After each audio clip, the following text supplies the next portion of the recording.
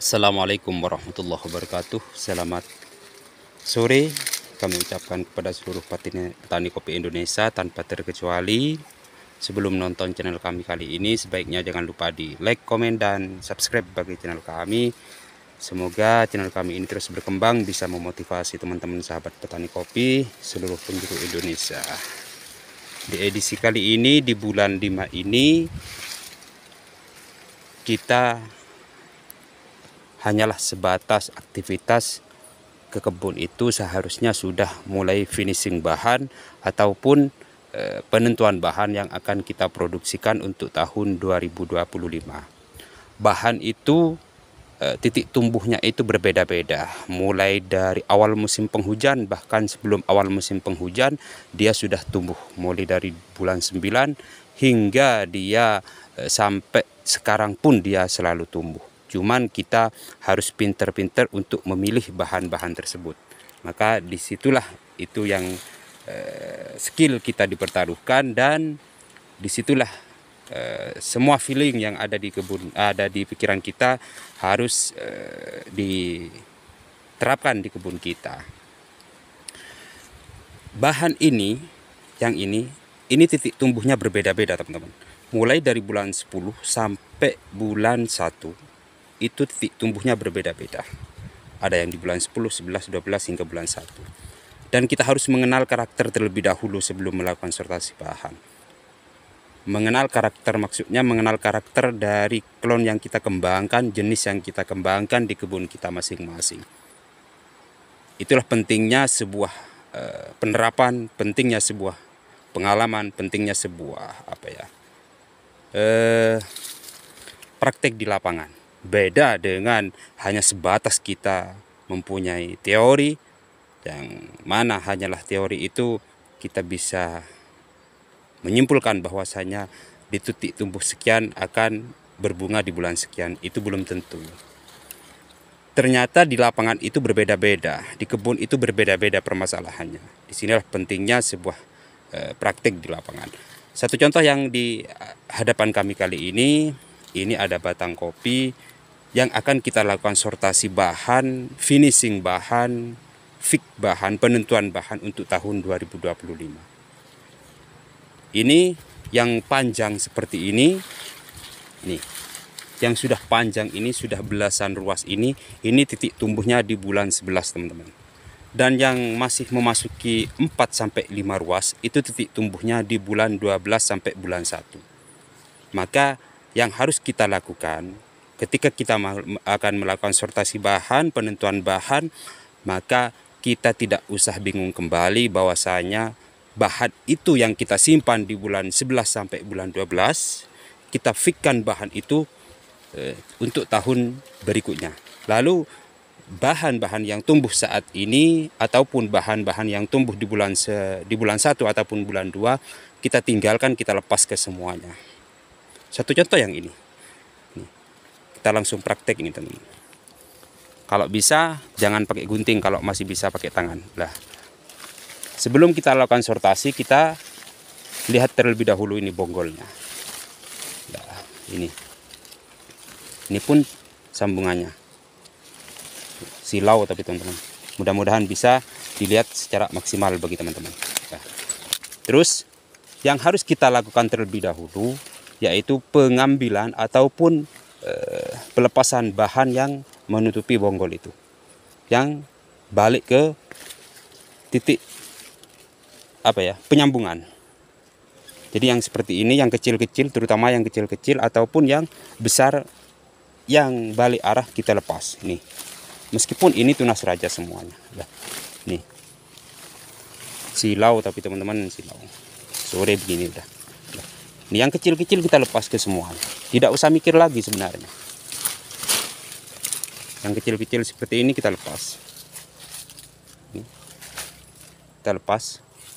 Kita tinggalkan bahan yang memang sebelumnya sudah kita pelihara. Nih, yang kecil kita lepas ke semuanya. Bahan yang sesungguhnya yang seperti ini. Udah besarnya, udah mau memasuki musim pembungaan awal nih teman-teman. Bisa kita hitung, ini titik tumbuhnya di bulan 11.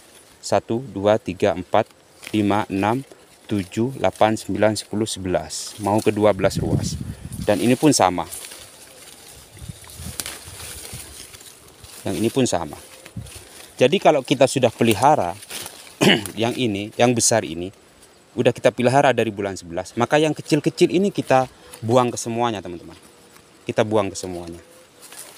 Nih. Kita ambil yang paling besar. Meskipun besar tapi menutupi bahan yang sebelahnya seperti ini, kita buang. Meskipun ini raja.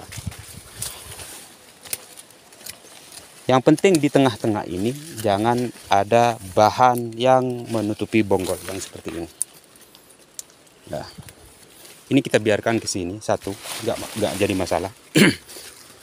Yang ini teman-teman, ini yang ada di sela-sela buah. Aduh, repot tapi miring. Tuh, yang ada di sela-sela buah. Yang ini kita lepas aja teman-teman. Ini aja udah cukup sebenarnya. Nah, yang itu titik tumbuhnya yang ini di bulan 1 dan ini pun tumbuhnya yaitu di sela-sela buah. Meskipun ini raja, kita lepas seperti ini. Kalau untuk bibit ini bagus sebenarnya. Nah, seperti ini. Gini aja udah cukup sebenarnya. Kita ambil yang balik-balik arah sebenarnya. Repot sebenarnya. Tapi nggak apa-apa, mudah-mudahan bisa dicerna.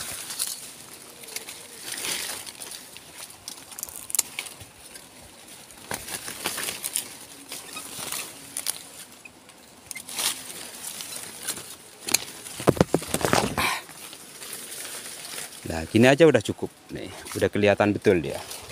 Yang pada awalnya dia itu sangat rimbun.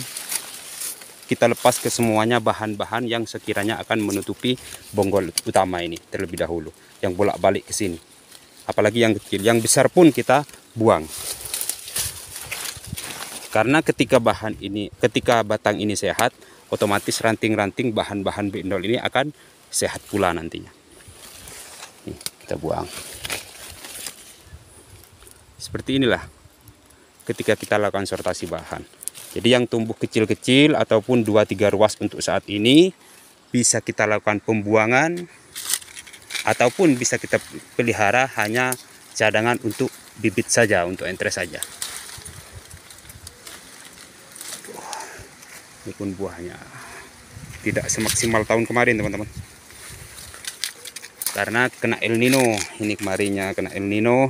Jadi seperti inilah ketika ada di lahan yang panas.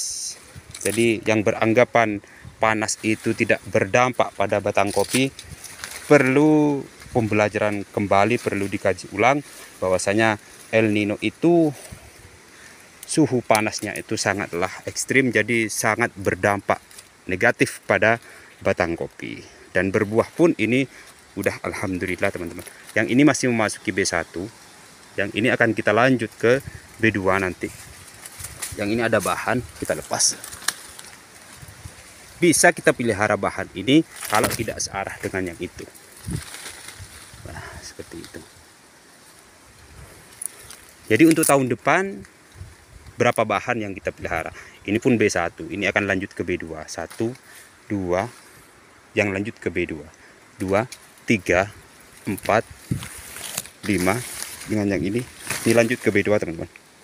Kita mempunyai 5 bahan untuk B1-nya. Terus kita mempunyai bahan B0 untuk saat ini akan memasuki B1 untuk tahun depan. 1, 2, 3.